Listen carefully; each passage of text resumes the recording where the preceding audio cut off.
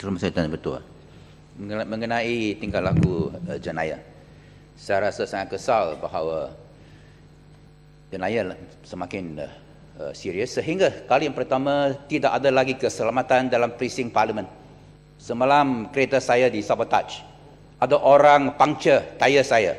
Kereta CRV saya dan nasib baik tidak ada apa-apa berlaku. Apabila dibawa ke peperiksaan, ada orang yang cucuk tayar itu dengan jarum. Tanda itu cucuk. Apa tanda itu keselamatan? Saya tak tahu apa berlaku.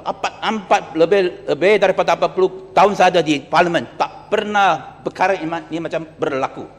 Saya balik kepada soalan, Tuan Ketua. Ini sangat serius.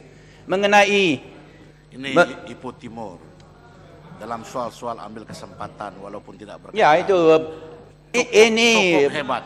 Lebih penting daripada keselamatan ahli-ahli Parlimen. Mana boleh berlaku sabotage dalam precinct Parlimen ini? Soalan. Apa guna pihak polis? Apa guna keselamatan pihak Parlimen? Soalan tambahan. Ya, balik kepada soalan. Mengenai soalan ini, bukankah yang berhormat Menteri sehingga baru-baru ini ada dilihat sebagai a liberal voice dalam kerajaan atau apabila keluar daripada Barisan Nasional Kerajaan. Tetapi sekarang nampaknya dia menjadi satu reactionary voice oleh kerana cadangan-cadangan untuk mendaftarkan blogger-blogger. Bukankah ini satu langkah ke belakang? Bukankah ini satu violation, satu jaminan yang dibuat multimedia super corridor, no internet censorship? Kenapa yang berhormat kita utamakan tanggungjawab beliau untuk empower rakyat mengenai dalam zaman maklumat daripada untuk menekat rakyat Malaysia dalam masa ini semacam mau mendaftar blogger-blogger. Khasnya utamakan mengadakan satu sistem broadband yang sebenar-benar broadband, bukan sekarang broadband Malaysia ialah sebenarnya narrow band atau snail band. Tan Sri Yang Di-Pertua, ahli dari Ipoh Timur ni dengan saya sudah lama. Kami semenjak tahun 1974 mempunyai sejarah yang panjang. Jadi sementara Ipoh Timur tidak berubah sifat perangainya, orang sebelah sini pun tak berubah banyak juga. Namun yang benar tetap benar. Walaupun Tan Sri Yang Di-Pertua, soal CRB beliau tadi tidak kena-mengena. Kerajaan harus mengambil berat soal ini.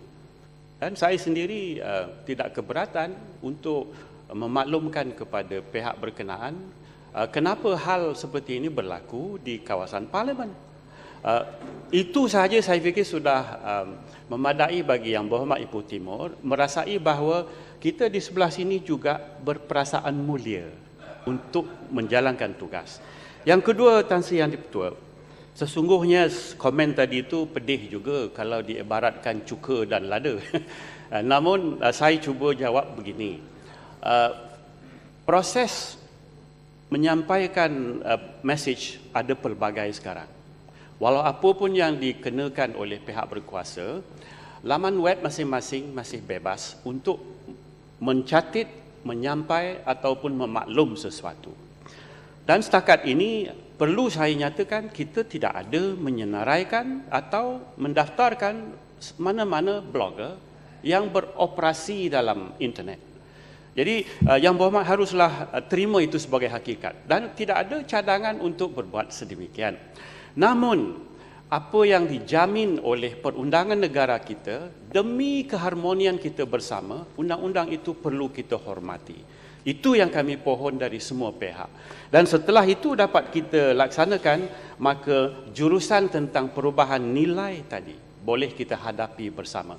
Saya berharap Ipoh Timur akan terus mempunyai pandangan yang objektif dalam soal itu. Dan bagi menjawab tentang jalur lebar tadi, kita berusaha sedaya upaya. Setakat ini pun kita membelanjakan sejumlah wang yang besar, lebih dari 200 bilion ringgit. Nanti mungkin dibelanjakan oleh negara-negara seluruh dunia.